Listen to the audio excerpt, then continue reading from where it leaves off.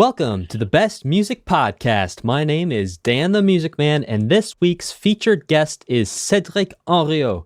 Cédric Hanriot is a French pianist, bandleader, music composer, arranger, sound designer, music producer, and educator who has worked on Grammy Award-winning projects. He worked on 8 songs on the Grammy-winning album Beautiful Life by Dianne Reeves. He is a recipient of the prestigious Fulbright Scholarship used towards music studies at the Berklee College of Music in Boston. Cédric has collaborated with some of the following international music icons and legends: Dianne Reeves, John Patitucci, Gregoire Marais, Terry Lynn Carrington, Donnie McCaslin, Clarence Penn, Taryn Gully, Jeff Ballard, and Frank Angoulon, just to name but a few. Performances include Kennedy Center in Washington, Tanglewood Jazz Festival, and the Iridium in New York City, as well as the Says You talk show on NPR. His social media, facebook.com/Cédric Hanriot, that's CEDRICHANRIOT, youtube.com/Cédric Hanriot Music. Website, CédricHanriot.com, CEDRICHANRIOT.com. Instagram, Cédric Hanriot _piano. Cédric, thanks so much for coming on. I'm so excited to talk with you. Well, thank you, Dan. My pleasure to be here. Absolutely. So we'll start with a couple warm-ups just to get us going, and then we'll be off and at it. So what is your primary instrument? I think we might have already answered that by calling you a French pianist, but maybe talk a little bit about the different types of keyboard you play, because you don't just play piano. Yeah, I started off like playing keyboards in a rock band, funk band. So I would say now my main instrument is piano, but before it was more like keyboard. So I started playing keyboards, and then I don't know, for some reason I moved to the piano, the acoustic piano. There's so much to do with the piano. So yeah, but I do keyboards on top of piano. Obviously, I mean it's just they're just tools for me. It's absolutely. So, and sometimes you actually literally put a keyboard on top of a piano and play both at the same time. Yeah, well, this is this is what we have to do. So, over the past couple days, what music have you been listening to? Have any songs struck you or any albums really stood out to you just in the past day or two? Oh, Ravel. I mean, it's probably not surprising as a jazz musician, but I've been listening to Gaspard de la Nuit. Because I'm also teaching a little bit on top of my instrumentalist career, and I'm actually doing like a class about harmony class about impressionism. And so, where are you teaching this? At the American School of Paris, in Paris. Very cool. And so I made up a curriculum, a harmony curriculum, like first part of the 20th century, harmony. And obviously Ravel is one of the people we're studying. And so I was just listening that, and also Poème de Mallarmé, 3 Poèmes de Mallarmé by Ravel also. It's so beautiful. I mean, I don't know. So this is what I listen. And if we want to talk about jazz, I've been listening mostly old jazz, like Art Tatum recently, or Teddy Wilson. Errol Garner, obviously, so less modern players than I used to. What is your favorite book on music? It could be a method book, could be a biography. Good question. Well, I guess Miles's book, like biography, was pretty good. I think I read it many times. What else did That's I like? Miles Davis for listeners. Whenever we say Miles, we mean Miles Davis. Yeah, by Quincy Troop, I think this is the name of the dude who wrote it. What else? I don't know, man. There's so many great books. I read something. I don't remember the title, but again, it was for pianists. but I read a book, that was interviews from jazz pianists from the whole history of jazz. And so you have Wynton Kelly talking about Herbie, for instance, or talking about the future or the past. And it's interesting to know that, for instance, Bill Evans really liked to play on form and really didn't want to play free. And so it's very interesting to have, because it's very upfront. It's not like they're not trying to please people. They just say what they think and what they feel. So I don't remember the name of the book, but it's a very interesting book. Interviews compiled in one book. Yeah, that sounds fascinating for anyone who's a musician or interested in music to read, because it gets you a much more candid understanding than, let's say, a newspaper interview where someone might be sort of putting on their be on their best behavior and say the best words they can about themselves and other artists. You kind of get a peek behind the curtain into really sort of the thought processes and the artistic processes of these artists. Definitely. And it made me think of another book I read, Conversation with Maurice Ravel. Again, it's about Maurice Ravel. Conversations with Maurice Ravel, translated. Yeah, the letters that he sent to Stravinsky and all his contemporaries. And he was talking, he was writing the concerto or whatever. He wasn't feeling good. And so, and he's writing in old French. So it's really cool to read that as a French dude. It's like, wow, this word, I barely know what it means. But anyway, so this kind of very intimate letters are very fascinating and interesting for me, as you said before, to get really deeper into the artist. And how about a favorite film score that you've heard recently?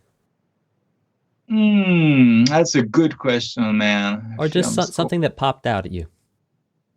Let me see what I like. Oh, I like Traffic. You know Traffic? It's an old movie, unfortunately. It's 20 years ago, but I really like it because this is really the kind of music for movies I love to do. It's like kind of samples, some loops, some production, electronic production, and on top of it, there's some roads, playing some textures and some improvised things, but in the background. So it doesn't sound really jazz, but it sounds like playing by real musicians, like a little jam, but at the same time, there's a direction. And Traffic. I really love that.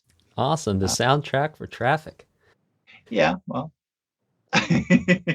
So, Cédric, you were not always planning on becoming a musician. True. How did you get your start?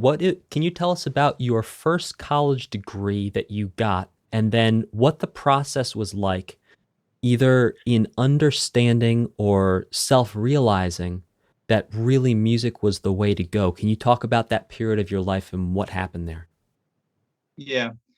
Yes, so I was studying engineering, electrical engineering, you say in English. And so I got a master's degree in that, and I was pretty good because I really liked it. And it was also related somehow to music because we were designing reverbs, we were designing sound processing effects. So it was very interesting on a mathematical point of view, obviously, not on the creative way. And then I had always wanted to play an instrument and play music. It was a dream. I was almost dreaming every night of seeing myself on the stage and playing the keyboard. And funny story. Yeah, it's a true story. And funny story, when I was in high school, so when I was 15 or something like that, I had neighbors around my parents' house who already had a band, and they played kind of professionally. They had a manager, they played a lot of concerts, and they were doing funk, kind of, Red Hot Chili Peppers or stuff like that. So obviously they didn't have a keyboard. And I came to see them, and I said, well, you know what? I want to join your band. And I was I don't know if I would do that nowadays, but I was like, whatever, I'm going to try. So they said, well, they weren't really convinced about that. But one of them gave me a tape, cassette, as we call it. Maybe you know what it is, huh? Cassette. Google it if you don't know. I did some overdubs of keyboards. I had a very keyboard, and I don't know how I managed that, but I did a few gimmicks on top of it, and then I brought the tape back, and the musicians were like, "Wow, that sounds interesting. That sounds unique." I mean, because Red Hot Chili Peppers or fusion band like that, they usually don't have a keyboard player, so it brought something different to the table, and from then on, I joined the band and we toured, and this is my first experience as a musician, touring with better musicians that I was at that time, and so I learned a lot, and we rehearsed almost every day. Not every day because I was at school, but at least twice a week, per week, at least. So you're in high school, and during high school, you're going on tour with a band, which is not everyone's experience. That's true. So I still, it's. I mean, it was for me the end of an era that I don't think we will live again, because it was very easy to put together tours. There were a lot of café concert, we call that in France. I don't know if you know what it is, but it's just bars who organize concerts. So it was very easy to tour, and so to play, and then to get better, to improve, and also to build an audience, fan base. So all that combined, rehearsing, playing concerts, also working on my studies, obviously. I was very busy, but I loved it, because when the weekend was coming, I was like, we're going to play. Where are we going to play this weekend? Or maybe if we didn't play, we rehearsed. And so I think we rehearsed in the middle. It was a Wednesday, and then we played or rehearsed during the weekend. So at least 2 or 3 days per week, we were playing music. And then when I did my master's degree, I was at the faculty, at la fac. So I had more time. So we could sometimes rehearse afternoons during the weekend. So while you were were flexible. Sorry, can you say that again? I said I was more flexible. And I think everybody else was more flexible. When we get the high school degree, we went to la fac. So it was like, it was less hours of studying and school. So la fac, comment est-ce qu'on peut le dire en anglais? It's university. There we go. So la fac, we would say university or college here. Exactly. So you play and tour during high school. You play and tour during college while you're working on your master's in electrical engineering. You're still touring on weekends? That's true. That's true. And to me, it was really a very difficult choice. For me, it was just kind of a hobby. I didn't see myself, as a professional musician, even though I was like, there was something happening when I was on stage that I would never experience. I mean, otherwise, everywhere else. So I was getting more and more connected to music and to the scene and stuff. But I was good, as I said, at school. So, and also my parents were very encouraging. Oh, you're going to be, an engineer. You're going to, and being a musician, obviously, is less considered than being an engineer. I mean, at least in my family. Can you talk a little bit about what that experience was that you were feeling on stage that you were not feeling anywhere else? Oh man, it's like almost I don't know, man. The time is stopping. It's still the same now. For instance, I was touring in Russia with the great Charles Turner, the American singer, in January. And I was super sick at some point of the tour, very sick. I think I've never been that sick. So I could barely stand up and go on stage. And I was like, and it was a duo concert that time, because the band, for some reason, rhythm section didn't show up. So I had to do. Let's pause 1 second there. Let's explain to people. So the rhythm section would be drums, bass. We can also think of the rhythm section as being piano and guitar as well.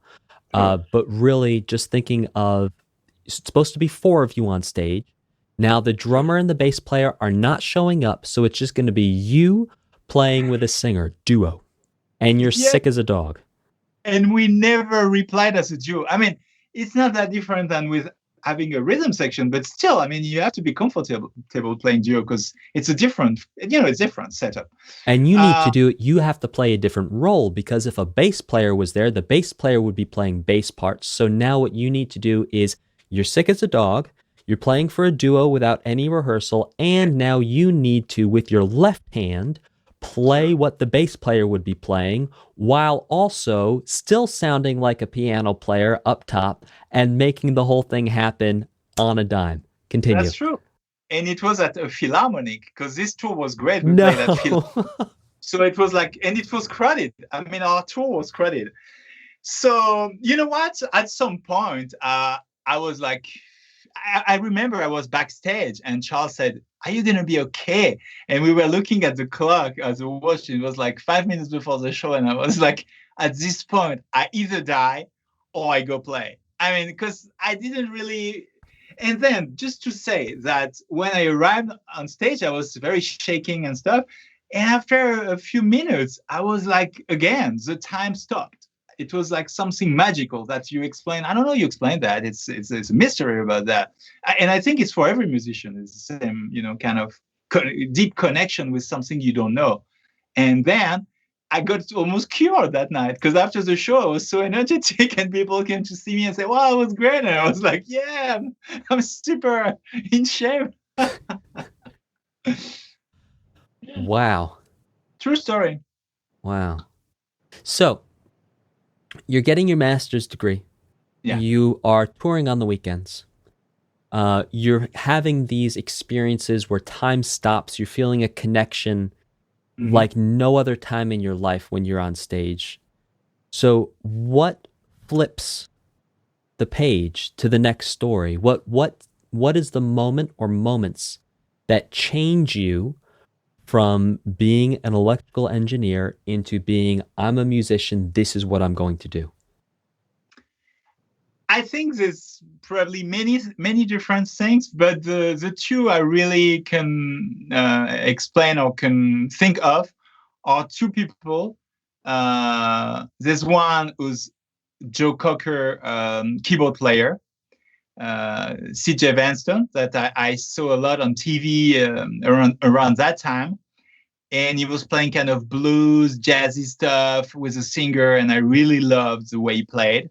And the second one was Herbie Hancock, obviously, that I discovered a little bit before with Headhunters and also with Mars and stuff.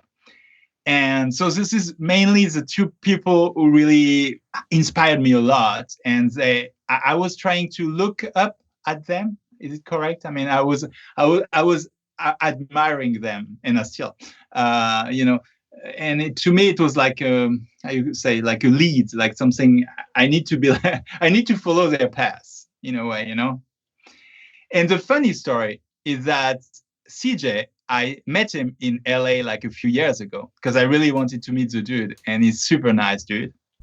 And Herbie, I worked for him in 2012, and I spent a month at this place in LA working as an assistant. And I actually talked with him, like I had a Zoom call with him, with Herbie, last week. Oh, that's awesome. Anyway, yeah, that's awesome. But so just saying that the circle, we say in French, la boucle est bouclée. So I don't know you say in English. The buckle is buckled.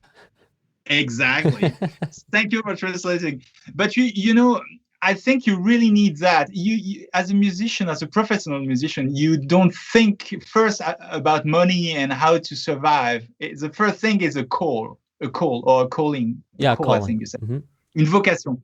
And something that you can't really explain. It's something that attracts you. It's like a virus. It's like a sickness in a way. you have it, and then you can't. It's a call. And I had it with those musicians, but it could be like, I don't know, it can come from many different situations. But this is my story, actually.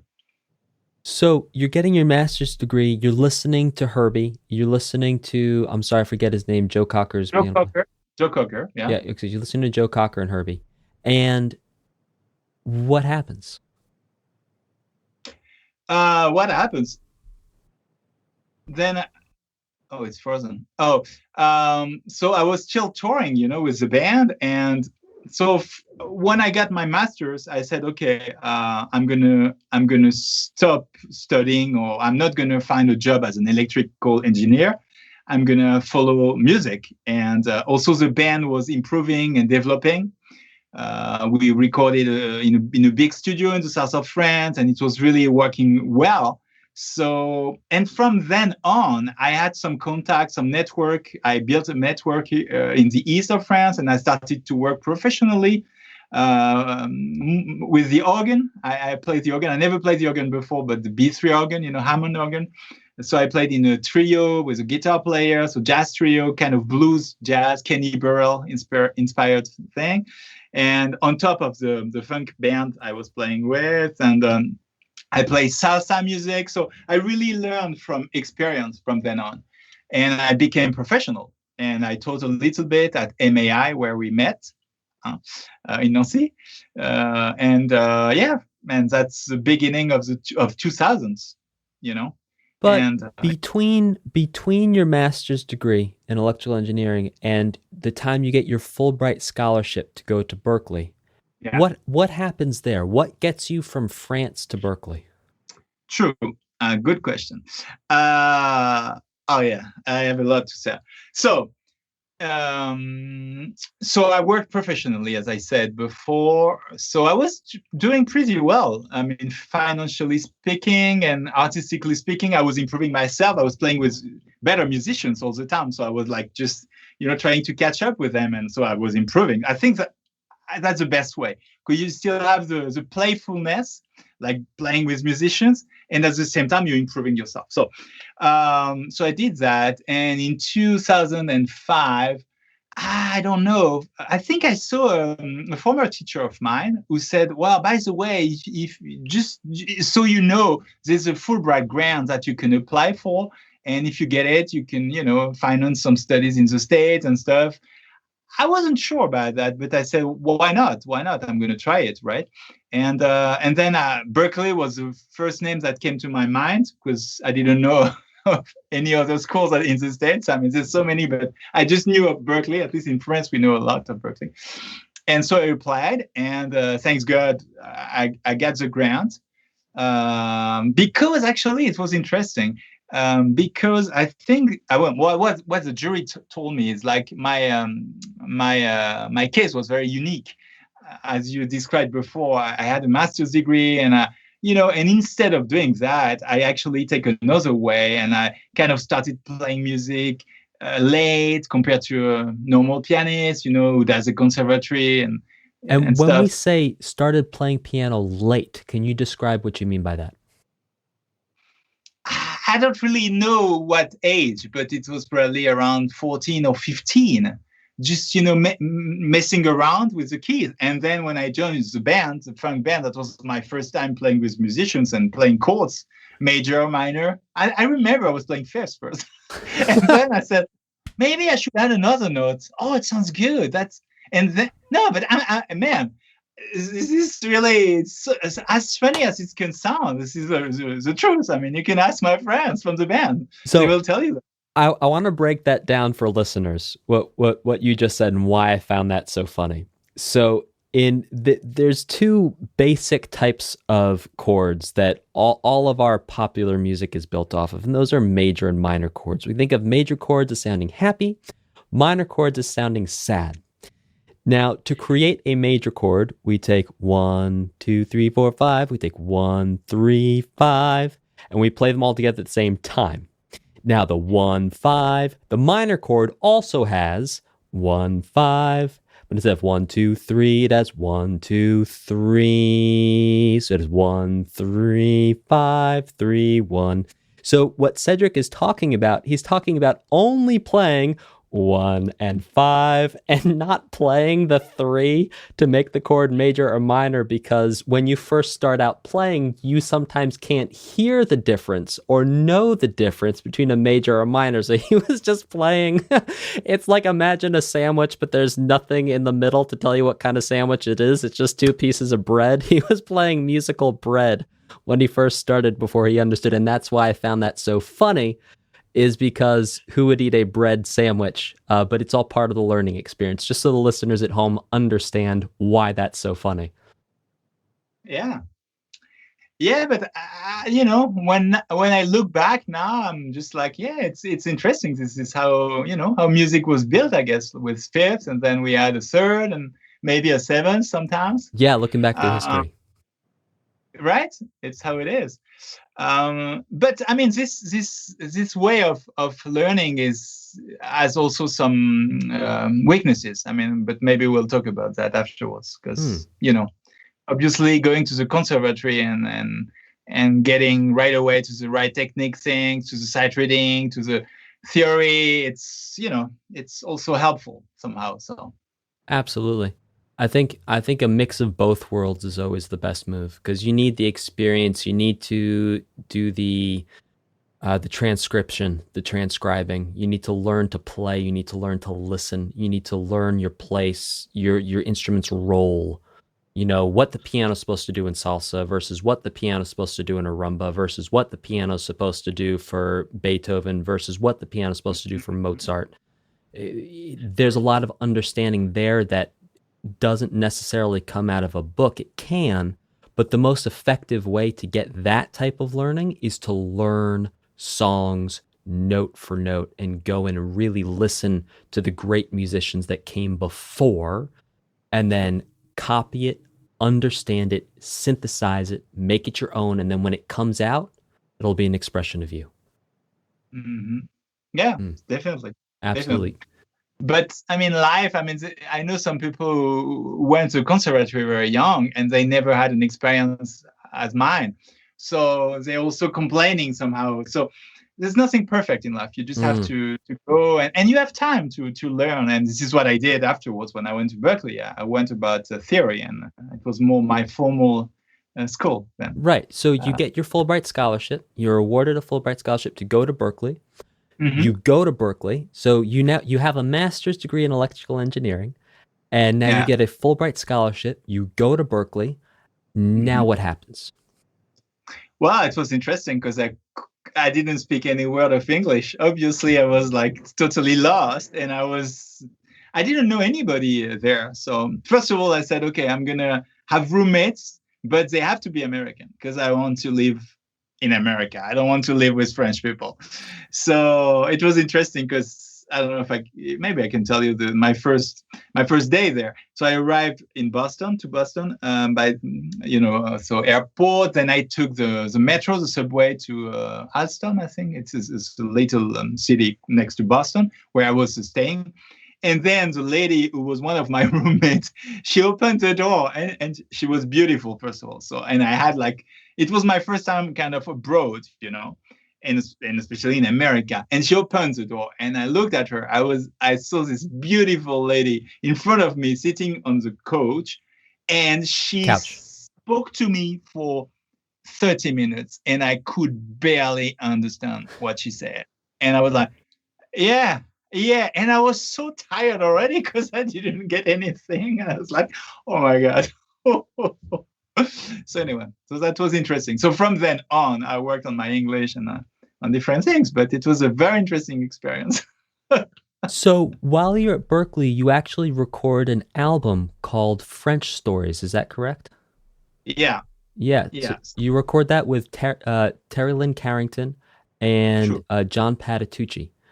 Can you talk a little bit about that experience and what it was like to be a student, but also be recording with these musical luminaries who are complete legends in and of their own? True. So when I was at Berkeley, for some teachers, you need to take auditions to study with some teachers. And it was the case for Terry Lynn. So I did an audition, and then she said, send me also some music that you wrote. So I sent her that, and she replied, and she said, well, I like what you wrote and I like your playing. So let's come to my ensemble, and we're going to play also some pieces of what you wrote, of your original pieces in my ensemble. So just to explain for listeners at home, you're auditioning for teachers to be in their ensemble. Their ensemble is going to basically be like a band of students that they're going to direct and run. And so you're going to learn maybe pieces they wrote, maybe pieces you wrote, but basically you're going to be playing or instructed by this particular musical icon once a week, every week, Sure. for that year. So that's an incredible thing that you were able to, an incredible situation you were able to participate in. Yeah, and I knew her thanks to her, because obviously she was playing with him a lot in the 90s, and this is how I discovered her. And when I saw she was at Berkeley, I was like, wow. And obviously I loved her playing, first of all. And then, and obviously she loved Herbie too. So we had this common thing. So yeah, so it matched in a way. And from then on, she became kind of my mentor, I would say. And when I wanted to record my album after Berkeley, I talked to her and I said, well, would you be part of it? And I would love to do it with you, maybe as a trio. And then she said, yeah. And then we thought about a bassist, and we decided to get John, because she knew him a lot. And, she used to play a lot with him.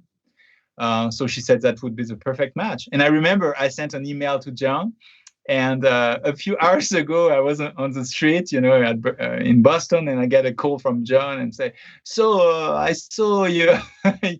we may record something together and stuff." And he was super nice. And then we met in New York with him, and we discussed about the music, and then we did the recording. So you wanted me to talk about the recording a little bit? Yeah, I would love to really get into French Stores. This is the album you did in 2009, I believe. Sure. And really, it's like a collage of your history and your present moment at that time. It's really a fascinating album. Can you talk about the goal? What was the goal of what you were trying to translate in the album, what you were trying to communicate? That's a good question. I think I was, as you said, it's a collage. I had so many different music in my mind that I really want to put on a whole album. I don't know if in terms of concept it's the best album, because it's a lot of diversity. It is a string quartet at some point. At some point there's a trio. Then there's a voice with piano. I mean, this is really the thought I loved, the sounds I loved that I put together. And I also wanted to have like French songs played by American musicians. I like this idea. So I brought some songs that I love, that I used to listen when I was younger here. French song from Jacques Brel and Gainsbourg and stuff. And I arranged them for that setup. So it's as you said, it's really, you understood the idea. It's a collage of all the music I loved then, and I still love. Absolutely. So what was tracking the album like? Because there's a lot of layers going on, and there's some very interesting sound design, electronic modulation of sounds that happen on this. So what was the process like for recording a typical tune on the album? Would you guys go in as a trio and lay the sort of form down, and then you'd go back in and overdub with the other stuff? So it was the best experience so far, because, okay, let's say, obviously I was a little bit stressed the days before, but the day of the recording, for some reason, I was super relaxed.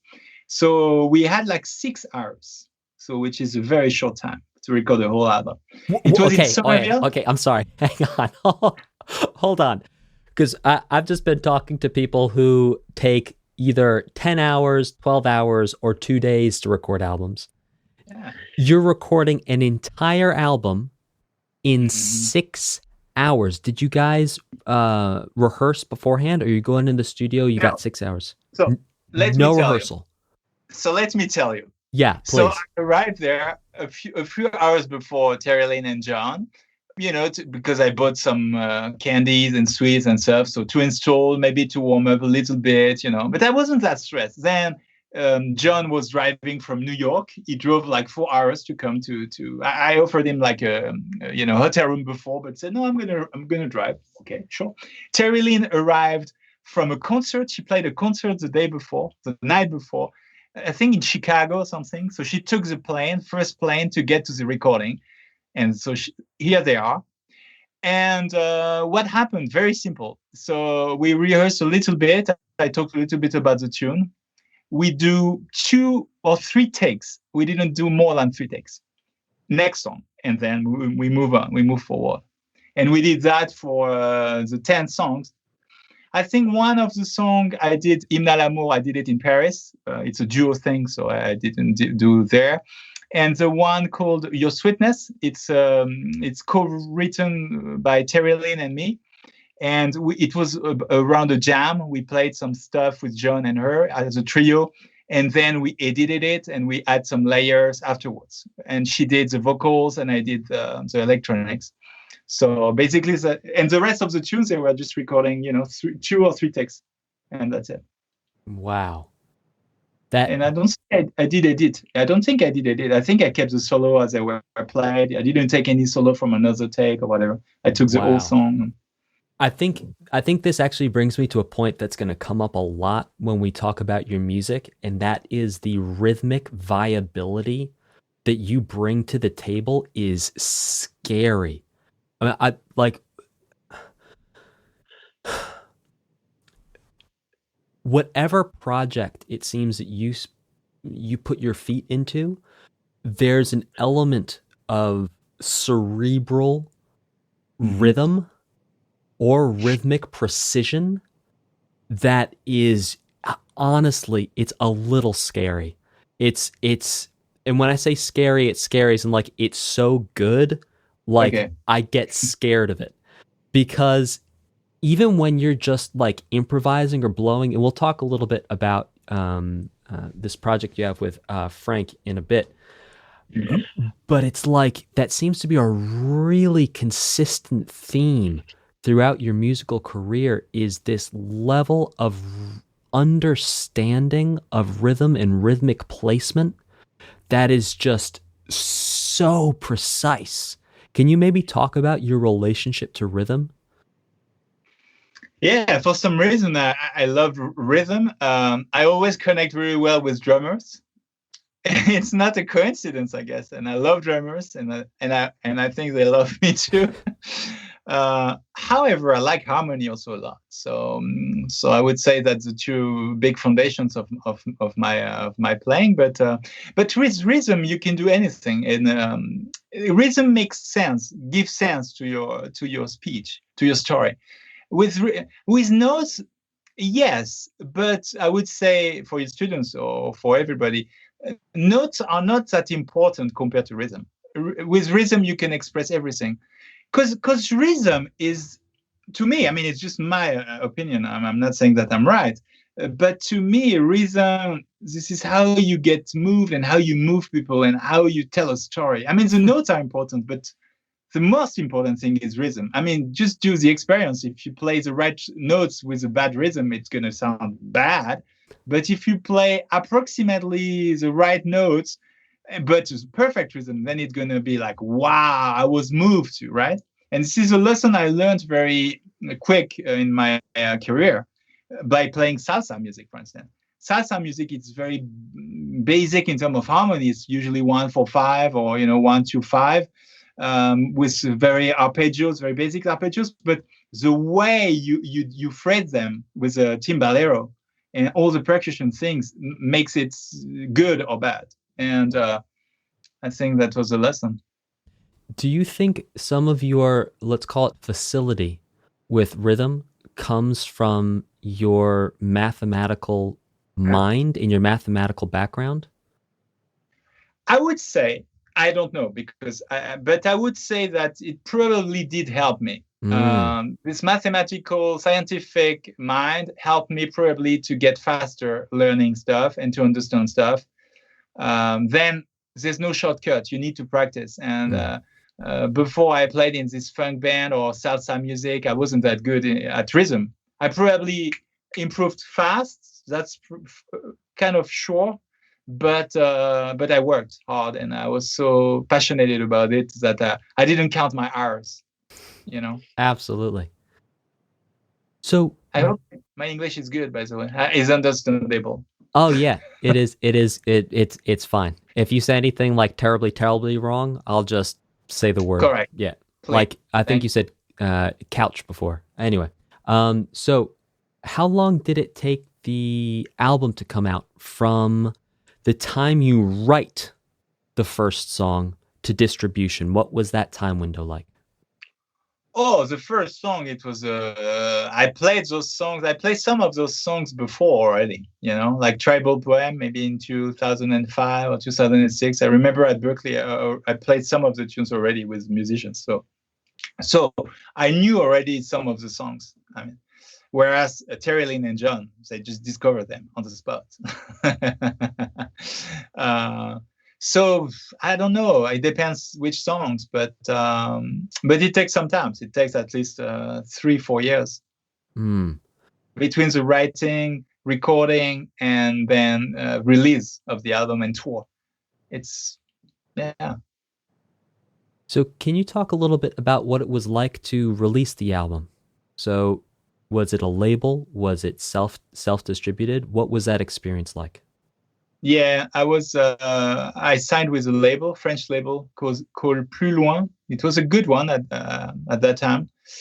And we had some journalists showing up for the release. The release was in Paris, and it was nice. I mean, we did some concerts with Terry Lynn. She came. I used a French bassist, but she came to play some concerts for the release also.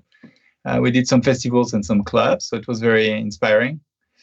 I mean, I didn't tour much with this lineup and with this project. After that, I toured more with other projects that didn't have an album, actually, which is funny. So, but to answer your question, the release was great, and I think, we had very good press. So. Excellent. So I'd like to talk about another project you work on, which is the Ch3 Project. Mm-hmm. This is a really exciting blend of jazz, hip-hop, ambient, and original arrangements of the music of Robert Glasper, Herbie Hancock, and Niels Fram. Can you tell me a little bit about this project?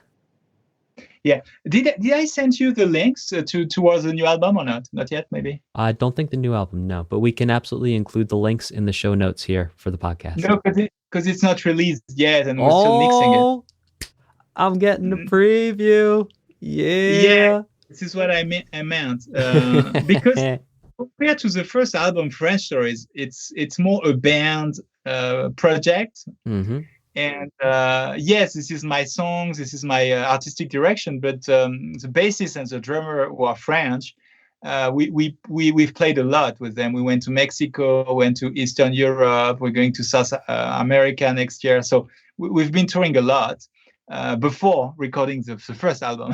And when is the release? End of this year, hopefully. End of this year. Okay, cool. Yeah, but we need to be able to play concerts, because there's no point in releasing an album if there's no concerts, depending on the crisis. But it's a very, very personal album, and I cannot be prouder of the music and of myself, and not as a pianist, but I think it really projects my work and my art. I don't know, my universe. I don't know, mon univers. I don't know you say in English. My world. Yeah. It's just it's like a photography of who I am right now, and I love it. So there's some rhythm things that you will probably like. What I call multimeters. Yes. It means there's a song like that goes. There's one bar of 3/4, then you go to 5/8, then you go to 11/8 or 11/16, whatever. But there's a logic to that. The melody first, and then harmony, and then rhythm. And anyway, and the goal was to play free, very flowing on top of it, and not like very, So I have that. I have also some arrangement of Massive Attack, Teardrop, and also some of Nirvana. Come As You Are, Barbie Girl. I did arrange that on my way in, 13/8. I mean, and that's plus fun. Some song of mine. And on top of it, we made it produced by an American producer named Charles Burchill that I met in Boston. And so he assisted us during the recording, and he's now mixing the album. And So it was like a very great experience. It's been a great experience so far, this album. Absolutely. And so let's talk a little bit about what you described as multimeter. So what you're talking about is not polymeter, but having time signature and meter changes within a song. True. Exactly. Right. It was it was something, because usually you can have a section in 4. I did that on French Stories once. I have a section in 4 and then I move to a section in 3. I mean, you have that on Dave Brubeck, for instance. Oh, sure. Yeah. In Take and 5. out. I mean, there's take 5. They do it in 5. Then don't they bring the solos into 4 at one point? Maybe. So maybe, but I know on another track they do 4 and they go to 3. So usually you do, a big change, but it's one section in one time and another section in another time. You know what I'm thinking of? I'm thinking of Money by Pink Floyd. The guitar solo's in 4, but the actual groove is in 7. 7, true. So, and it's cool because it's like a change of harmony. You move to another world, because rhythm is like harmony, I would say. It's a color. It's a different color. So I was fascinated by Logan Richardson. I don't know if you've heard of him. It's a sax player, alto sax player, Logan Richardson. And we did some sessions when he was in Paris. And his music was really multimeters, like one bar of what, one bar of something else. And I love the color. And I said, why you don't try to hear something in this way? And I don't know, it took me some months, and I came up with this song called Further, where the metric is changing. And I did write another tune called Soli, which goes 4-4-3-4. But everything is not mathematical. It has to have a music in there. Raison d'être. Une raison d'être. It has to have a strong melody to make sense. I mean, we're not doing mathematics. I don't like that. I'm not touched by that. I want it organic. Yes. So Further and Soli are the two we do. And we do that also on Barbie Girl. We go from 13-8 to 4-4 and then to 5. Of course you do. I cannot wait to listen to it. I will send you the link afterwards. Amazing. So you have it tonight. Fantastic. So you play the piano, Fender Rhodes, synthesizers, Hammond B3, clavinet, vocoder, and here's where things get really interesting. You execute real-time audio processing using laptops. Mm-hmm. Can you talk a little bit about that last one? What does it mean to do real-time audio processing using laptops? So So I've done it a little bit like vocoder, and now I'm leaving a little bit on the side because it takes a lot of mental resources, and I find myself limited when I have to think about too many things during a concert. But the thing is to process, for instance, what I did is just to record, for instance, some cymbals or some bass. You record it, and you treat it in real time on your laptop, for instance, using Live, so you can sample it, for instance. So to be clear, you have other musicians you're on stage with playing. So if we have a bass player playing, we have a drummer playing, you're taking audio signals from those instruments during the concert, taking out pieces of what other people you're on stage with in the moment are doing, putting them in a laptop, and then manipulating it. So either you play it back or you transform it, and then try to play it back with a USB keyboard. And I mean, it's more, I take it more as an improvisation, experimental improvisation. You don't really know what the result is going to be. I mean, it's because the way is what they play at this moment, you don't know, first of all. It's improvising. So, and then you use this idea, and this idea may make you think of something else on the piano, and then you play something else. And, it's just a real-time improvisation using technology. But as I said before, it takes a lot of mental resources. So for now, I left it a little bit aside, but I can't wait to try again because I really like this process. It gives you, it's like sound design, but in real time. in a way, or you know. And I think part of the artistically interesting parts of this in terms of process is Mhm. that normally when we think of sound design, we think of really capturing a sound and then listening to it and crafting it and shaping it into something with intention. True. Whereas when you're doing this in real time, you can't stop the concert and say, all right, guys, I need half an hour to get all my sounds together and then we can keep on playing.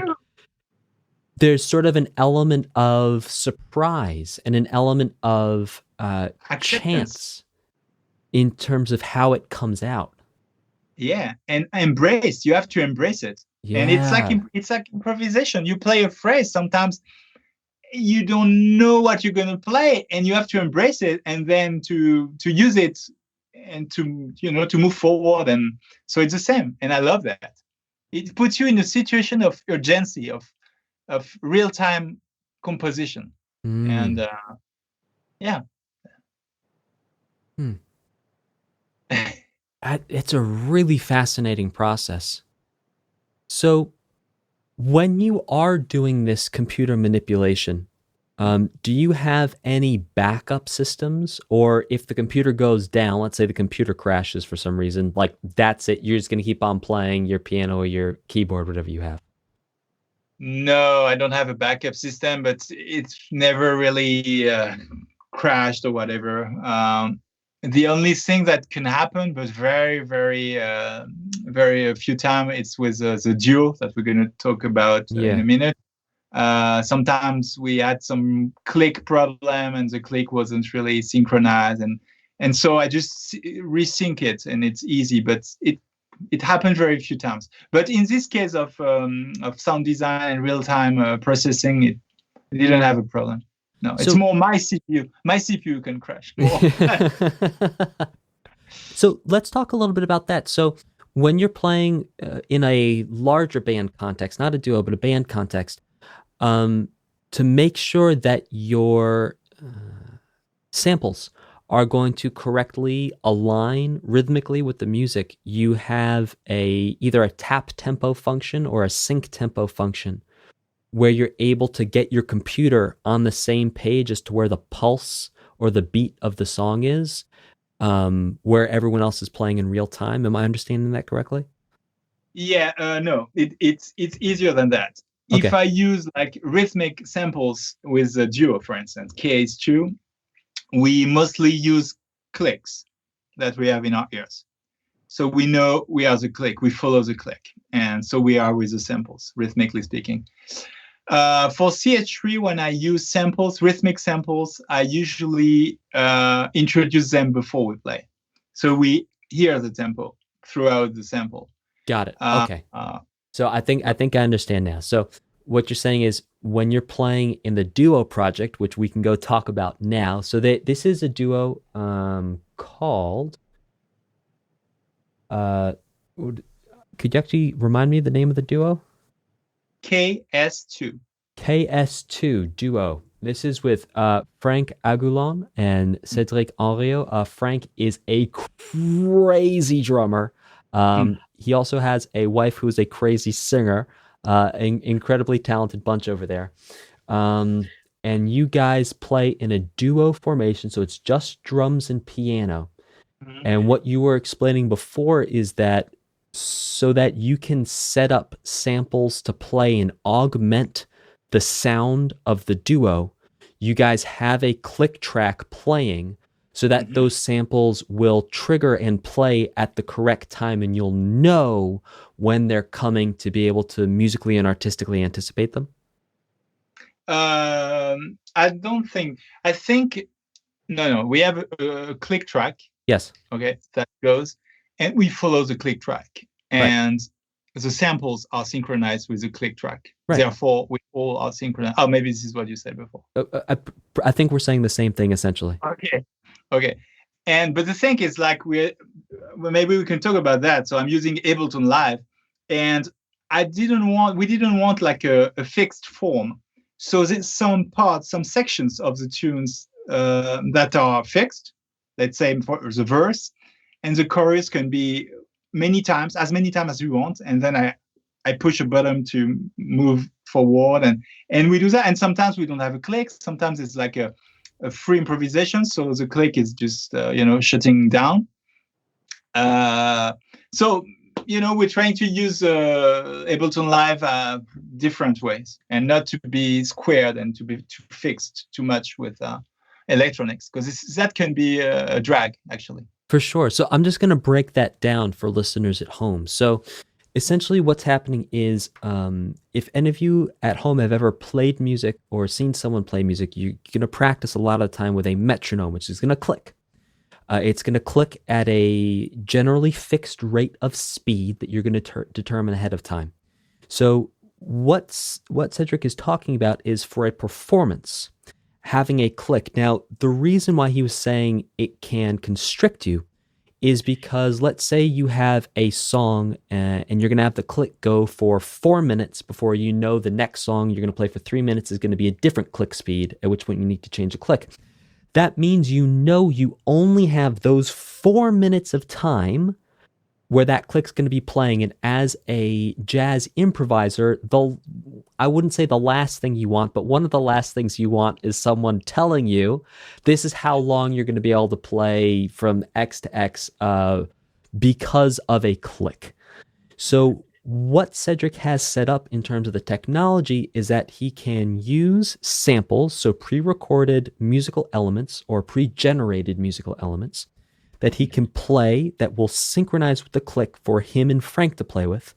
And then he can kind of go into a journey where nothing's going to happen in terms of samples, but the click is going to continue on.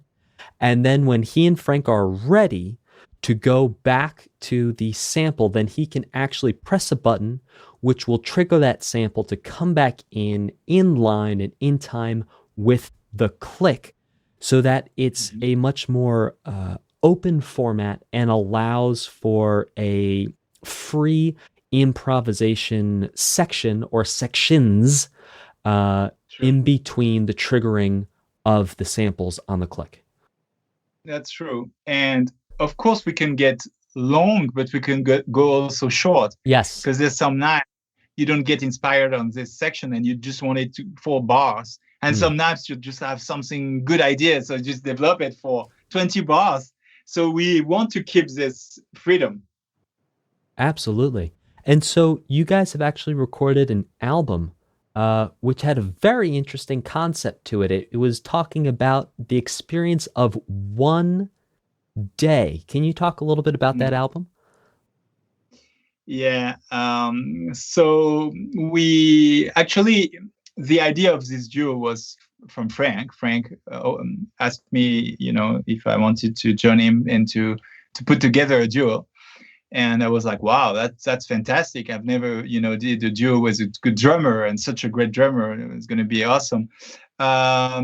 So we thought about this idea of day, and we said, okay, to prepare the recording, we're going to think of, different sections of the day and maybe write a few elements, music elements, maybe rhythms, maybe melodies, maybe chords, anything that can make us think of a moment of the day. And this is how it started.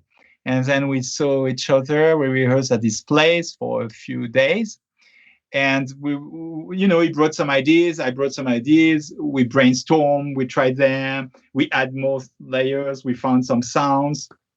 And from there, we went to the studio. And the studio was actually the creative time, because we spent 2 days in the studio. It's long time, two full days, just two of us, working on the tunes, playing the tunes, different vibes, different constraints. So we're gonna play the same tune, but with something different. This time, I'm not keeping the rhythm, you're keeping the rhythm, different roles. And we had like a lot of rushes.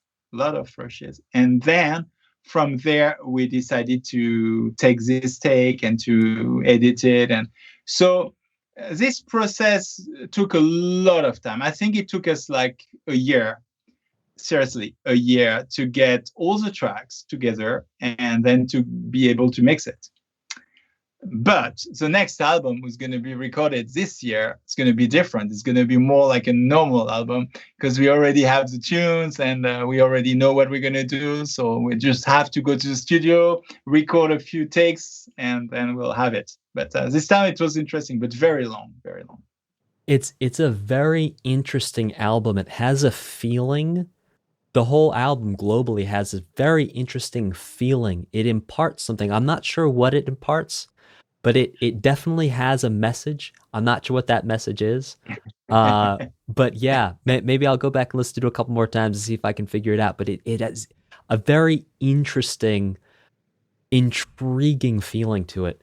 So you guys have actually also done some live virtual concerts in this formation during this this podcast is being recorded in 2021 during the COVID pandemic. So everyone is around the world in many countries being forced to or required, I should say, to stay at home.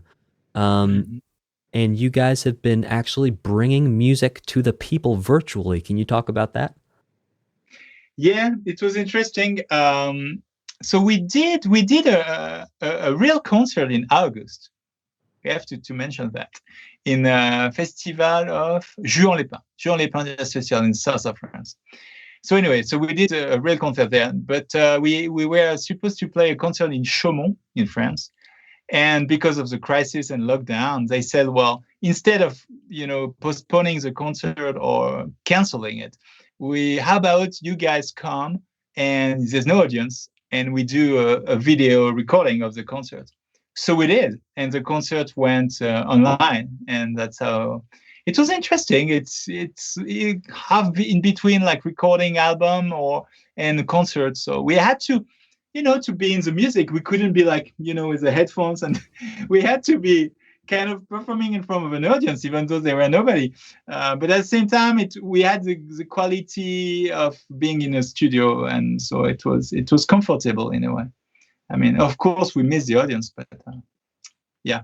And I also did other things that I recorded, as I told you before, like solo piano concerts for Paraguay and Argentina.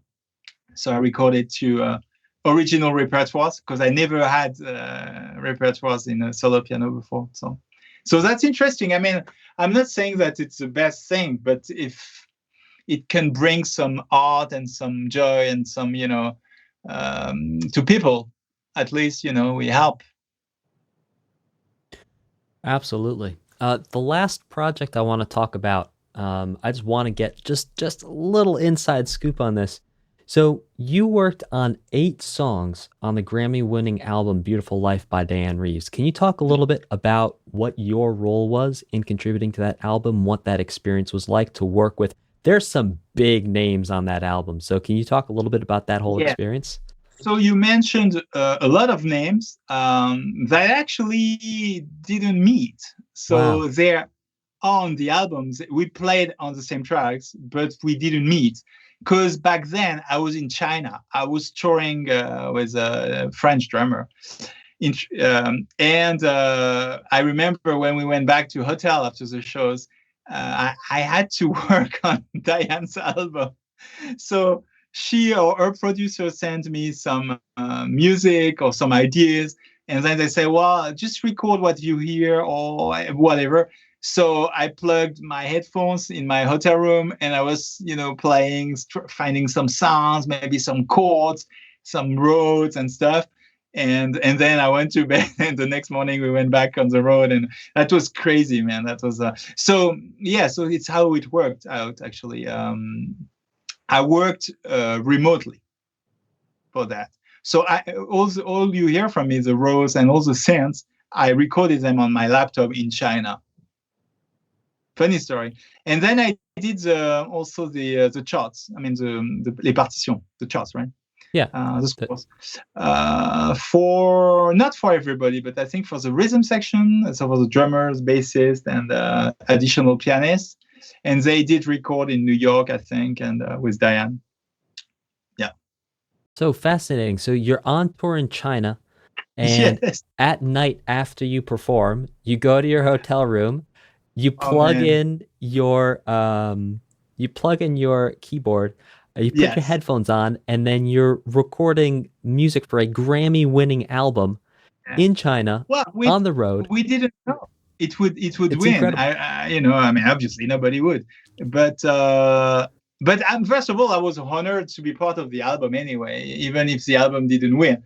And I did my best, but obviously it wasn't the best situation for me to do that because, as I said, I was in China. I remember the Wi-Fi was really bad, so sometimes I wanted to send back an idea that I had, and I couldn't that night because the Wi-Fi didn't work. So I was like, and obviously you're in a rush. You want people to hear what you wrote soon, and blah blah blah.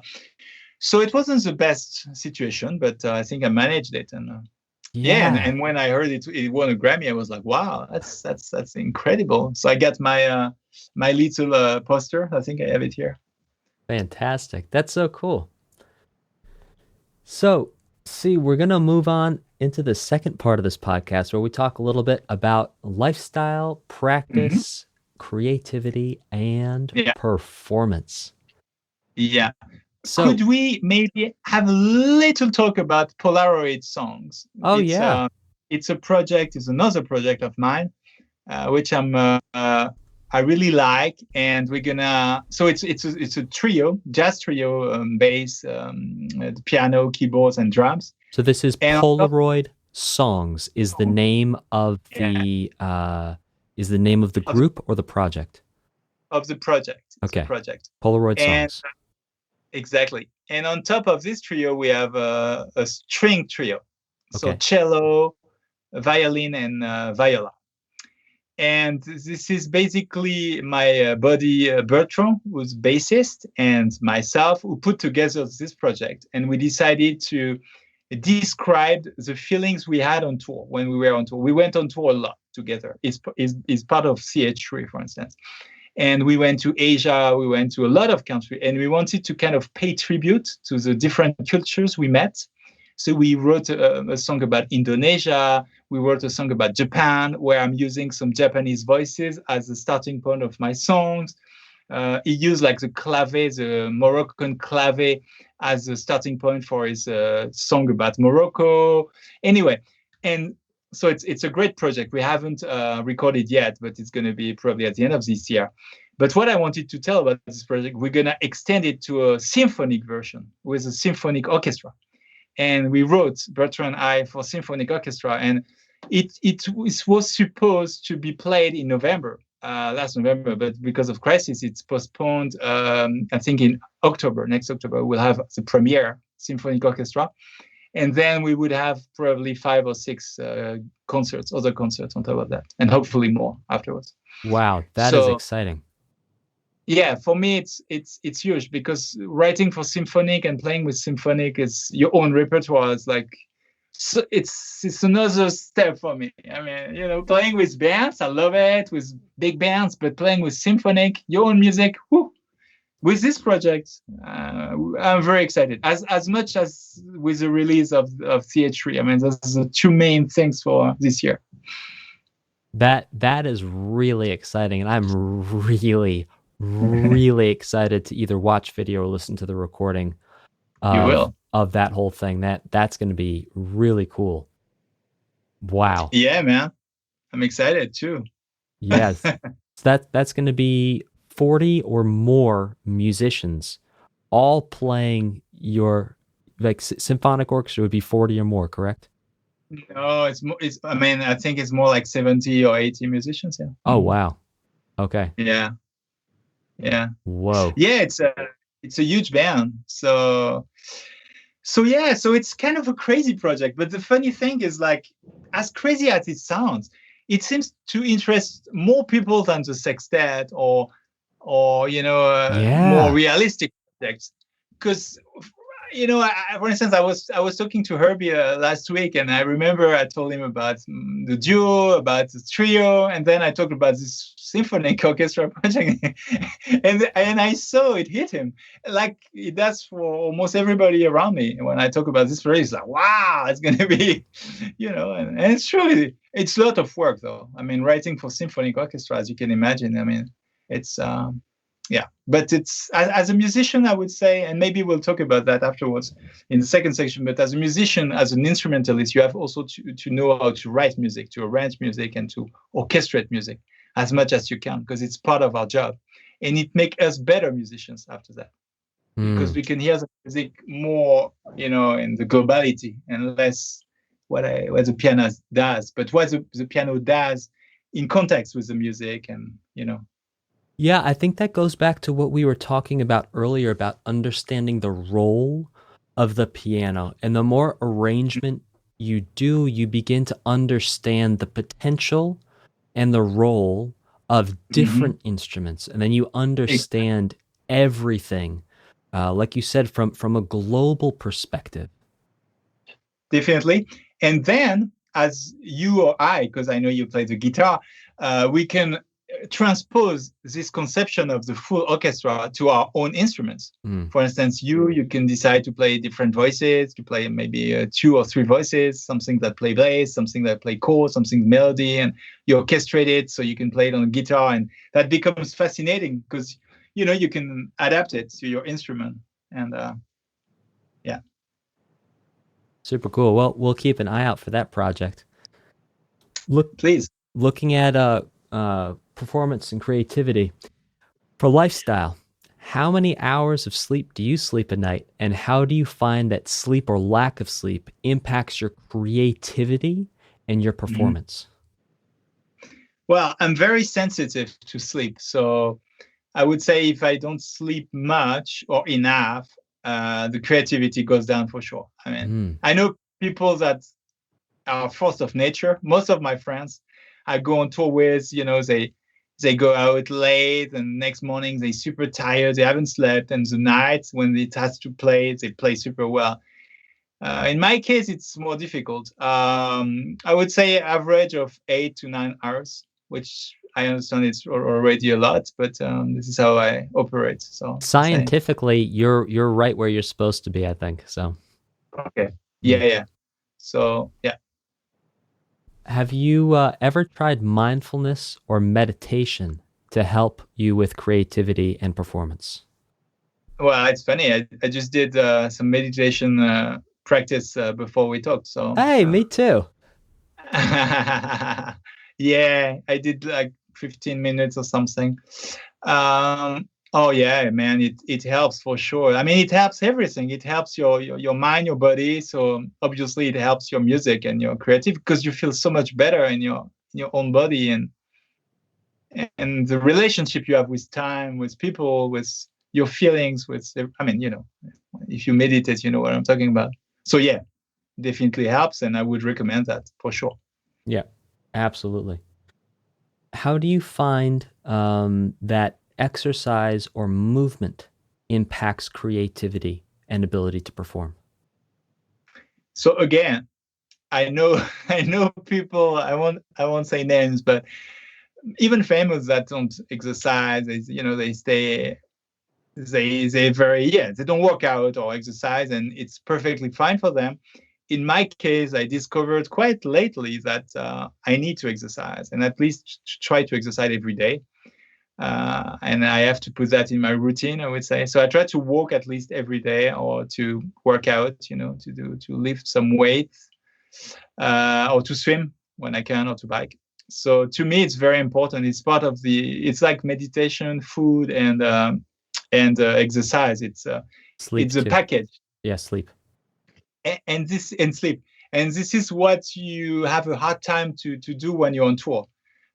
Tour is great, but you have to prepare yourself before tour. You have to, the rest of the year, you have to sleep well, to eat well, to exercise and stuff. So when you go on tour, you'll be ready. And because on tour, you usually don't eat very well, you don't sleep much, you don't exercise. So it's So you have to compensate that before. And when you're exercising, when you're going for a walk, do you have a target heart rate that you're trying to achieve? Like, do you notice at different levels of exercise, you get different levels of clarity in the focus of your mind? That's interesting. I've never experienced that, but I'd love to hear more about that. I used to do that when I was running a while ago. I had like, this watch that controlled my heartbeat. But now I'm doing it more like, casual, and I'm not trying to. I want also the exercise. My problem can be also if I take it too seriously, it may prevent me from doing it again. So I wanted to keep it fun Yeah. and to keep it almost like it's fun. Yeah, it's fun to work out.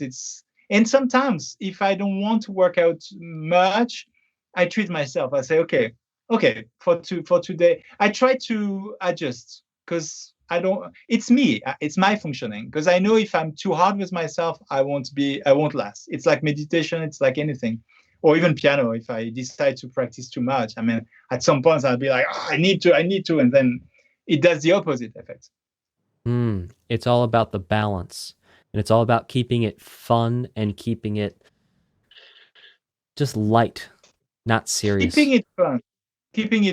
To me, this is the point. And even when I teach music and when I see people trying to improve themselves in music, I say you will improve the best if it's fun for you. If it's always like a sacrilege, it's like a sacrifice. No, it's not going to work in the long run. Yeah, so sacrifice would be the translation of that. Thank you. For practicing, at what times of day do you like to practice the most? So there's time you like and there's time you can.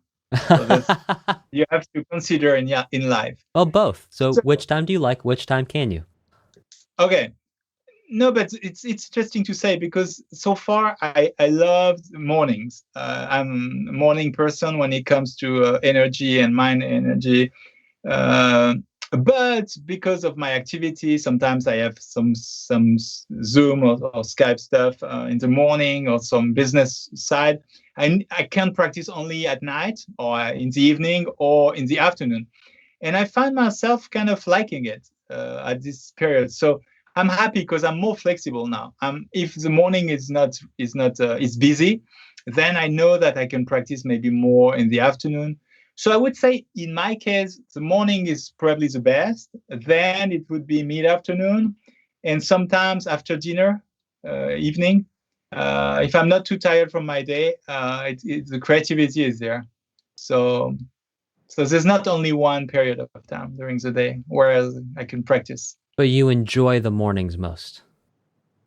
Yes, it's like meditation because you don't have many thoughts yet. Your mind is super focused.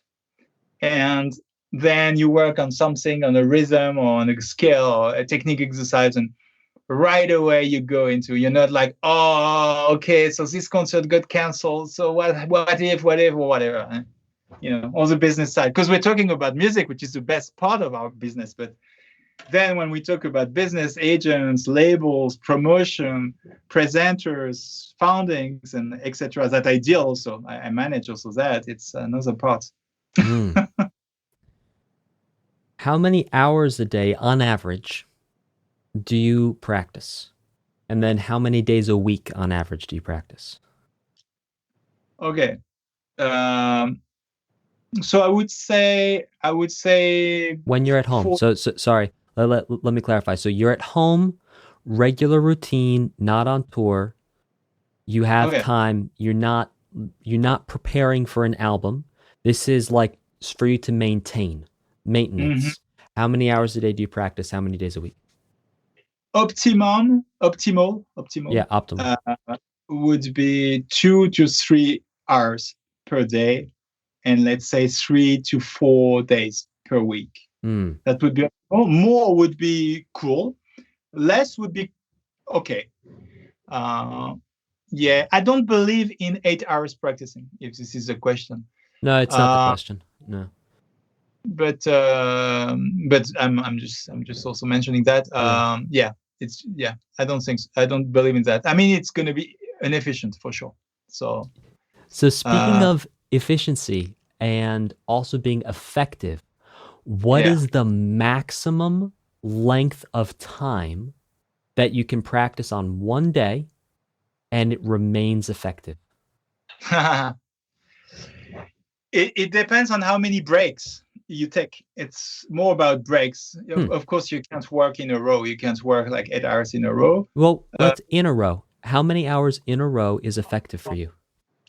In a row, it's not even an hour. Really? I would say 30 minutes in a row. Wow. Yeah. Okay. And I heard Brad Meldo, the pianist, talking about that. And he said that if you practice an exercises for 20 minutes really well, he's totally tired and he needs a break. Mm-hmm. And I believe that. I mean, you can be playing and having fun. You can do that for hours without being tired. But if you really practice something, 20 minutes is a lot. And you can accomplish a lot in 20 minutes. So me, I would say 30 minutes would be, and then a little break and then go back. And then looking globally over the course of the day, what would you say your maximum amount of hours practice to stay effective is? I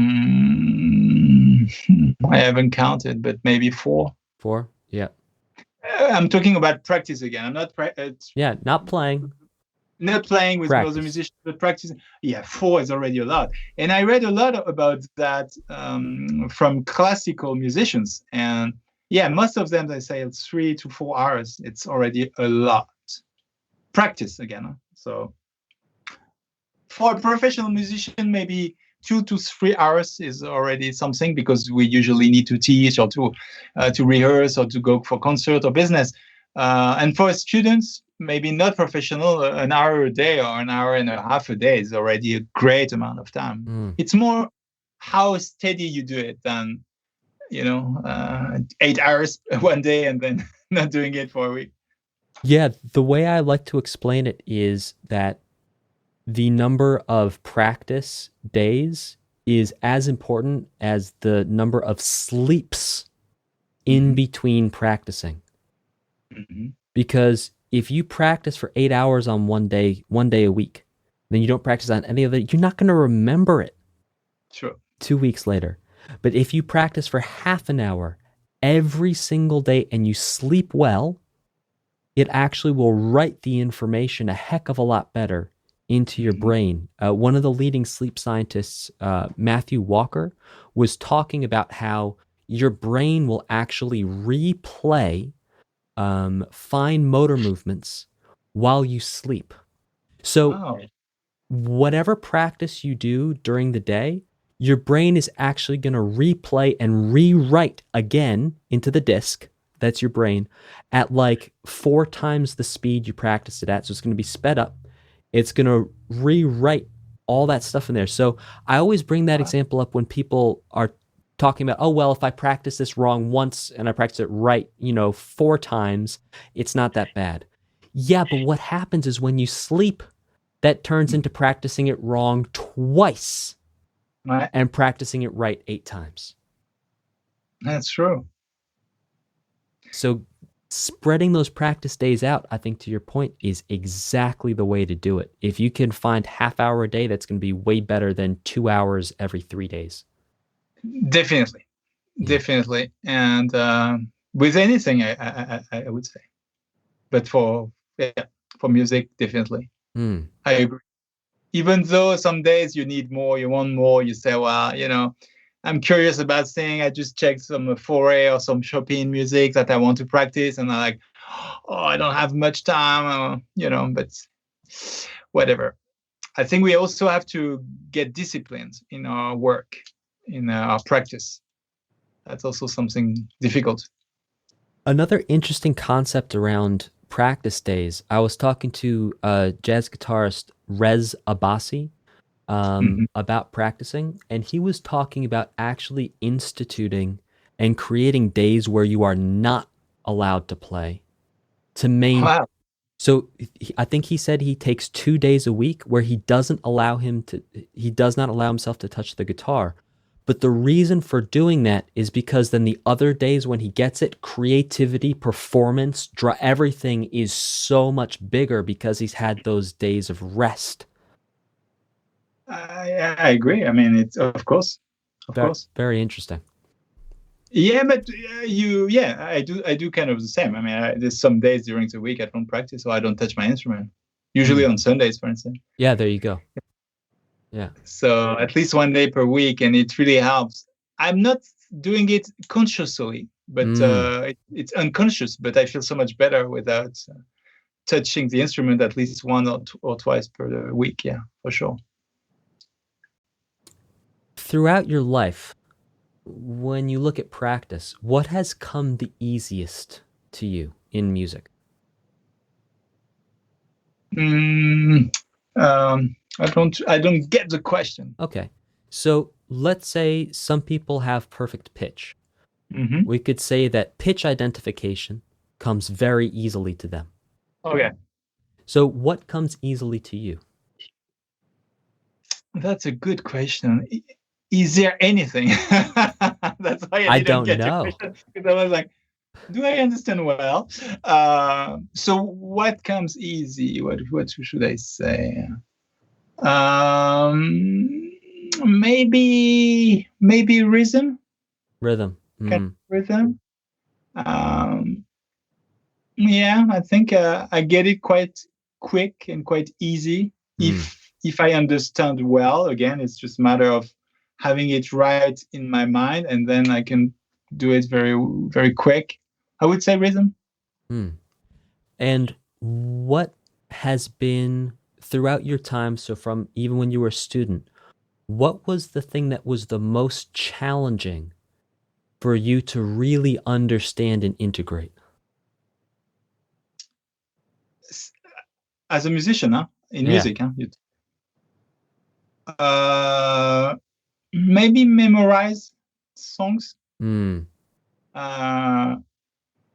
talking about complicated songs and long songs. I'm not talking about a lead sheet with one melody and a few chords, but maybe because I haven't really trained myself on that. And so sometimes for some projects, we need to do a clip and we need to play by memory.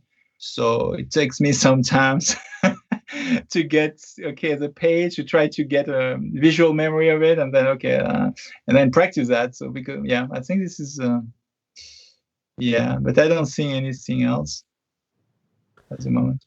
And have you ever injured yourself playing music, like tendinitis or anything like that? Thanks God, no. Wow. Yeah. Thank God, no. Yeah, dude, I'm happy. And do you take any preventative steps to stop yourself from developing anything like tendinitis? Like, do you stretch? Do you make sure you're hydrated? What do you do to make sure that doesn't happen? So, I mean, I drink water for sure. I drink at least 1 or 2 liters per day for sure. That's for sure. I mean, it's also for the mind. It's very important. When I don't drink, I'm like, it's almost like I don't have air. I can't breathe anymore. So I need for sure water. Stretching, I do stretch a little bit, but not that much. And I don't play that repetitive things. For instance, when I was at Berkeley, we had those practice rooms where there were those pianists, like classical train and blah, blah, blah. And they were playing a lot of scales all the time and blah, blah, blah. Well, first of all, I couldn't do that. I couldn't play that long, the same scales and the same technical exercises. So for me, I wouldn't be that patient. So it won't happen to me. So maybe this is a variety, la variété in my practice that prevents me from tendinitis and stuff, because I'm not working more than maybe 30 minutes in technical issues, and then I move on to harmony or to rhythm or to something else. So I guess I can sometimes feel my arm after a concert, for instance, if the piano was very hard, the action was very hard, and I had to force a little bit. So, but never to the point to tendinitis or stuff like that. So. And to explain for listeners at home, when Cédric's talking about the action, he's talking about how difficult it is to press the key of the piano down for the mechanics for the hammer to hit the string to generate sound. So some pianos are easier, meaning the keys offer less resistance than other Mhm. pianos. So what he was saying is sometimes his muscles get a little not happy when he's Yeah, playing a piano that's sort of fighting back a little bit. that's true. Right. Even though I think I have the right technique and I'm using the arm and stuff, but because I'm not used to those heavy pianos, Yep. sometimes it can hurt. You're not But used to it's the really, it's resistance. really, it's rare. It's muscular too. It's not. It has nothing to do with the music. It has nothing to do with the technique. It has everything to do with if you've been lifting 20-pound weights for 3 months, and then one Yeah. day you lift 40-pound weights, you are going to be sore the next day. That's true.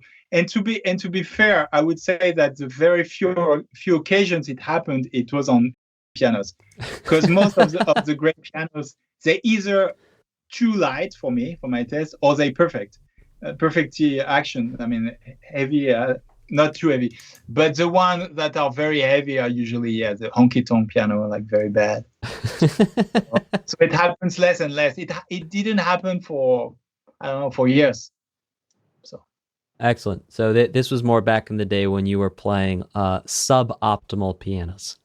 Yeah, or maybe it happened in Poland when I played like 3 or 4 years ago. I played on an upright piano, and oh my goodness, when I touched it, I knew it would be a terrible night.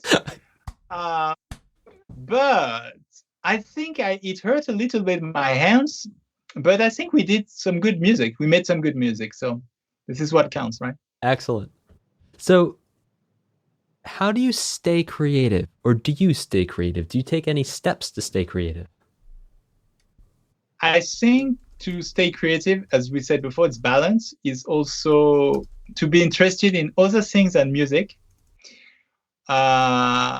Maybe to read, maybe to watch movies, maybe to hang with people, maybe to be spiritual, maybe to do something different, because music is fed by something, by life.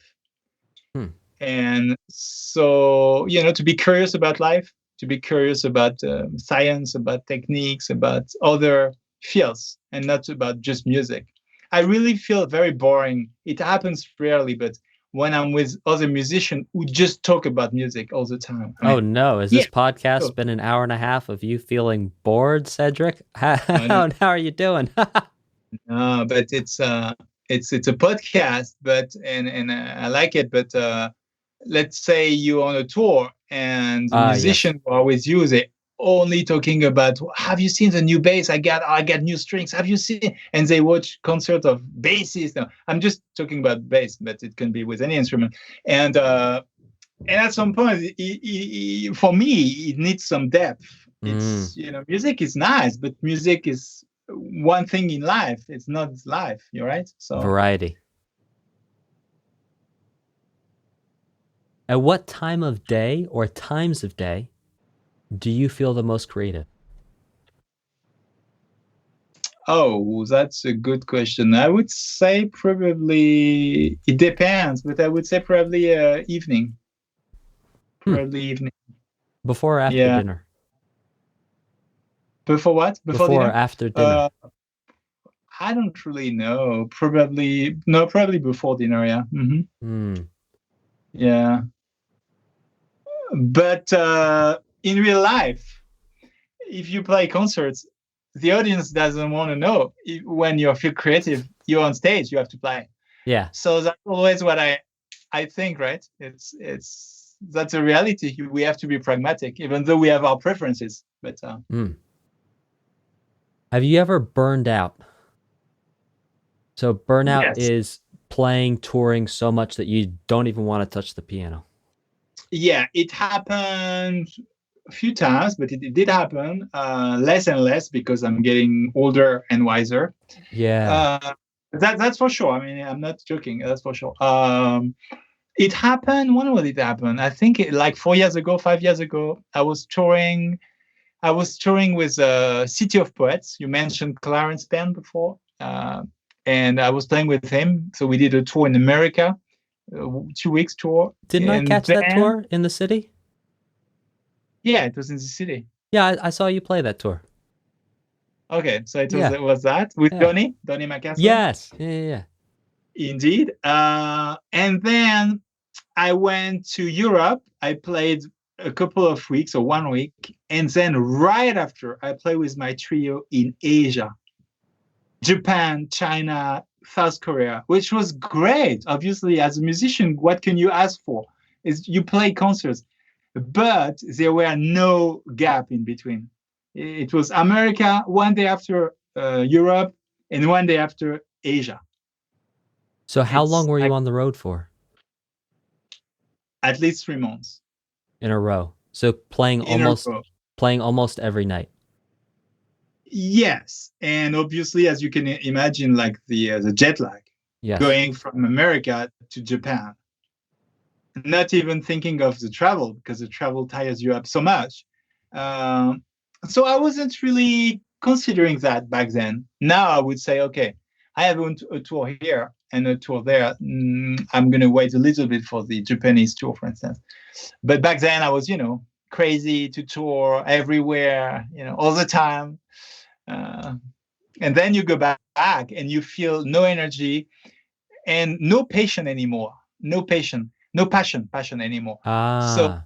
you or I who love music, you wake up and you don't want to go to your instrument. You don't feel any connection with it anymore. And you're like, what's going on? It's a new, it's a new life's coming. And I was in shock. I was almost, scary of it. And I think I stopped playing the instrument for a month or something like that Wow. until the passion came back. But it's very scary, man, what burnout can do. It's have you been burnout? Have you burnt out? I burn myself out every other week, Cedric. I don't believe you. Really? Really? Oh no, I do. I'm I'm I'm writing 4 books, doing a podcast, running a business. I need to eat and sleep. Yeah, I burn out at least once a month for a couple days. Really? Really, truly. But dude, you have to take care of yourself. You I'm have I'm to work I'm working out. I got a meditation app. I'm doing keto diet. No phones in the room at night when I sleep. okay, Trying to good. get 8 hours.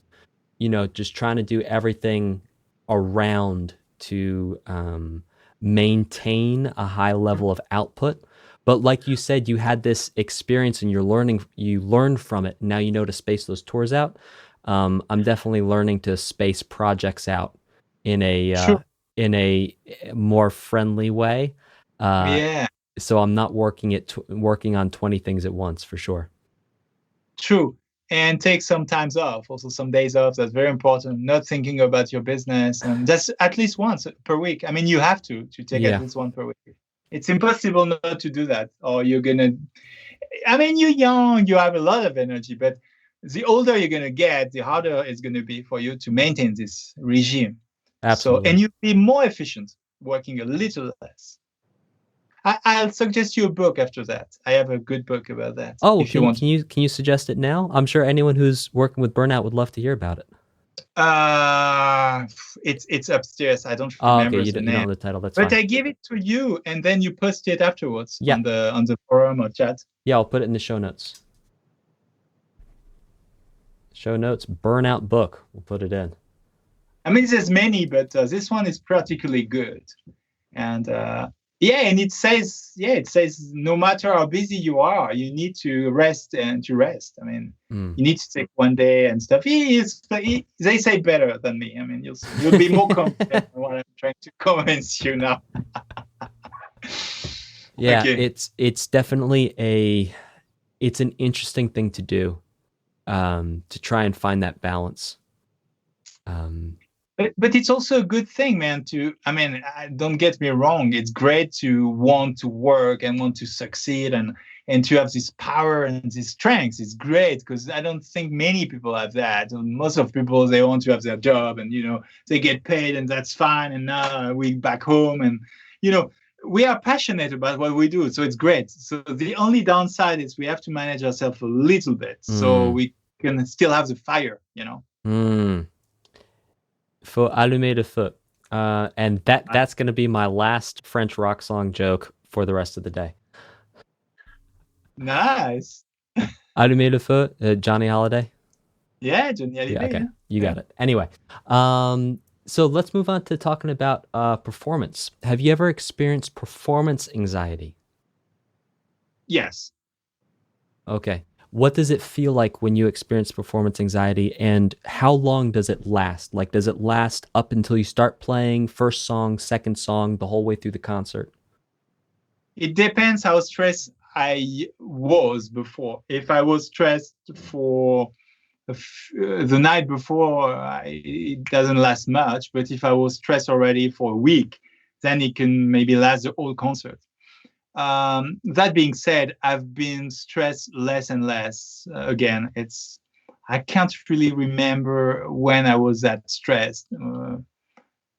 I don't really remember. Maybe 10 years ago I was still, but now I'm managing my stress. And also, as you get older, sorry, I don't want to look like a the granddad, but you get more experience and you know more how to manage obviously your stress, and you know more about yourself. You know you can handle the concert, even maybe you're not in good shape, or even if there's some people, important people in the audience, and because you already experienced that. So after a point you can let it go easier when you get older. Really, age with me, this is what it brought to me: more peace and less anxiety. Because of experience, because you've done many times the same, the concerts, the recordings, the teaching, that you let it go easily. I mean, in my case, we'll see with the symphonic. Maybe with the symphonic it's going to be a stress again, but no. But I believe in you prepare yourself well. There's no reason that something bad's going to happen. I mean, what can you do more than prepare yourself well? Nothing, right? Then it's Absolutely. fate. Cédric, was there anything that we did not talk about that you would like to mention before we wrap it up? What would I say? I guess we talked a lot.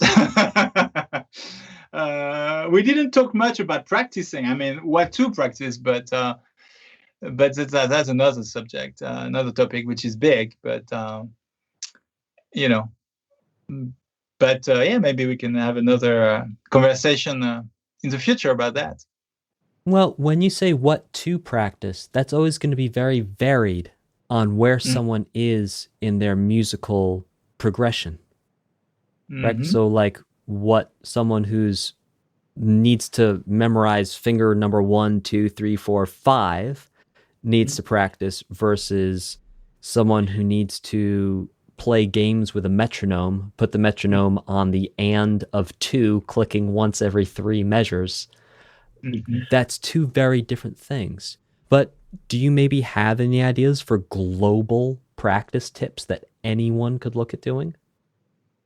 Yeah, well, what I like to do is to divide my practice time into different topics. And for instance, take the harmony topics, the rhythm topic, the technique topic, the sight reading topic. I mean, this is really helpful. And depending on where you are, which level you are, maybe on on the rhythm thing, you can just work with the metronome on 2 and 4. Technique, you can just practice your skills, maybe in contrary motion. Harmony, you can practice, I don't know, drop 2 or drop 3. I mean, it's just my way of working and organizing my thing. I know that there are other colleagues that don't like that. They just go on the spot and they just ask themselves, what do I need to work on right now? What are my weaknesses? What are the priorities? What is the repertoire? But me, I try to keep something steady in a way, and have different topics. So I have probably 6 or 7 topics: harmony, rhythm, technique, ear, sight reading, stuff like that. Independence. And do you try and hit all 7 topics within a 2-hour practice window? Depends. I experience again, but I wanted to do it one, but I don't think I can. So now I'm going to do probably through two practice. sessions. So the whole round. Mm. And yeah. That gets into a little bit like, do you know the drummer Mike Mangini? I've heard of him. I think he has a Guinness record for fastest hands. He also plays with Dream Theater, Okay. the progressive rock group. Yeah. He talks about creating a practice calendar Mm-hmm. where he knows he's going to practice certain things on certain days of the week. And that way he keeps everything moving around. I think it's a good idea. And I saw that in a different practice book, different methods, and by classical pianist again. And I think it's good. It's good. It's good. So I think you have to be steady, but to be able to study different topics at the same time and the same week. But every week you repeat the same topics, kind of, But you yeah. But that would not necessarily be the best case for someone who's a beginner and who's trying to master fundamentals. Like if they're just trying to play a C chord, what they should focus on is breaking that one C chord down into different ways of approaching it. Play one string at a time, play one note at a time, play all together, play, start fracturing the chord out into pieces, play just 1 and 3, play just 3 and 5, play 1, 3, 5, arpeggiate up, arpeggiate down. I think that just like before when we were talking about going larger and then also going smaller, the same thing can be applied to musical concepts in practice, that it's not always about hitting 7 topics. For you and your development where you're at, it is about hitting 7 topics. But it's also important to recognize that at some point in someone's musical development, it may be about approaching one topic in 7 different ways. Yes, that's a good rephrasing. Yeah, definitely. And I would add that sometimes when you have a very important concert with a very difficult repertoire, I will have to focus on this repertoire and maybe on this type of course or maybe on this type of independence. And for a week or 2, I will have just to focus on that and forget about my practice routine. So you also have to be flexible. And but what you said before is totally right. Yeah. So I was just describing how I do, but my way of doing is maybe not compatible with a beginner, practice. I think it is ultimately, like for a beginner, you could assign maybe clapping exercises, just to acknowledge rhythm and pulse. That could also work on sight reading if you're teaching someone to read ahead on music. So I think there is a way to approach that sort of divided aspect as a beginner. I just from working with a lot of beginners, think that maybe it would be 1 or 2 things. Maybe 2 things to give some, like we keep on coming back to variety, right? Yeah, some exactly. Variety. And then when they get a little better, maybe you can add more sophisticated things in the topics and have another topic. Right. And then you build up. Absolutely. And then you have 7 topics. And then here you go. Here you are. And then we'll all be as good on the piano as Cédric once we reach our 7 topics. I don't know. I don't know if I'm, I don't know. Yeah, probably. Who knows? My personal opinion, and I'm sure many others as well. Ladies and gentlemen, Cédric Hanriot. You can find him facebook.com, Cédric Hanriot. That's CEDRICHANRIOT. YouTube.com, Cédric Hanriot Music. Website, CédricHanriot.com. Instagram, Cédric Hanriot _piano. Thanks so much for coming on.